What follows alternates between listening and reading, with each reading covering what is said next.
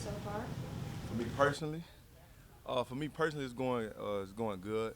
My coach doing a great job helping me in the areas of much needed improvement, and I think I've been doing a good job taking that step and actually reverting it over to the field every day. So I think it's been going good. What's it like having Larry as your coach now? Is the tempo different? Does he hype you guys up more? I say, the difference with him is he more like toned in, like he gonna drill something until you blue in the face. And I think it's a good thing because the more times that you repeat something, it kind of stick with you. So I mean, I've been enjoying it. I've been taking everything personal that we've been doing. Because it's a lot of stuff that I don't know and a lot of stuff that he do know. And I just been trying to work on my game. Just take advantage of everything that he's teaching us. So I think I like it. I like it a lot. Everybody brings something different as a coach, as a person, and I like what he brings to the team. What do you think? What do you think is the biggest thing takeaway thus far in these last 4 days that have helped you? Like you're like, okay, this is what I'm gonna apply the next day, the Yeah. next day. I think everything for me is just being like when I'm out there playing is just anticipation and not like reading and reacting. Because if I'm anticipating something, I think I play 10 times faster with the speed that I already bring to the game.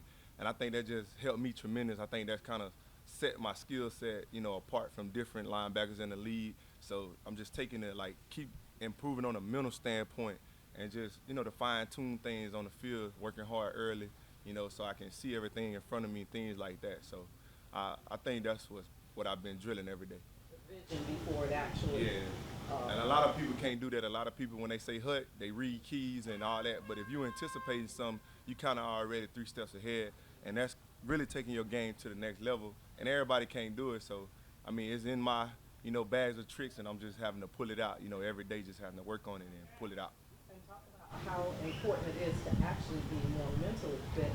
I mean, of course we need to be physically fit, but talk about the mental aspect of it. Yeah, I mean every day. I think that's where it comes down to from being good to great. Because everybody in the NFL physically good. You wouldn't have made it here if you wasn't. But I think when you can beat a guy mentally, you know what's going on. You know what routes he's running. You know where your help at. You know where to push him to. I think that it makes a difference in your game.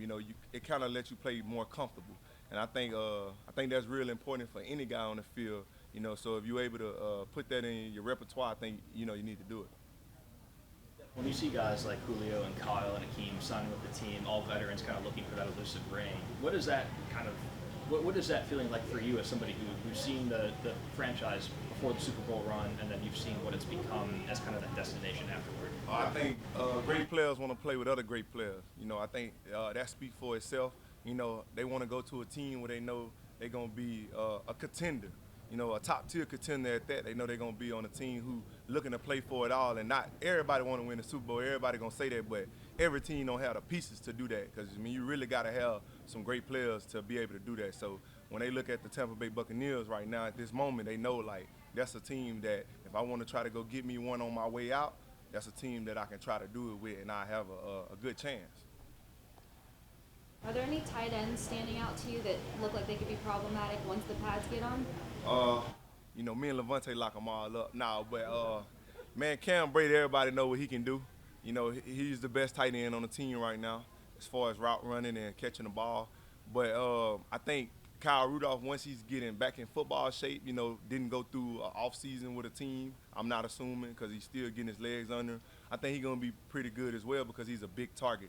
So man, those two guys, I think those gonna be the two lead guys as of right now. What I'm seeing going against them, and I think they're gonna help us out tremendous. I think Tom Brady will love them in the red zone.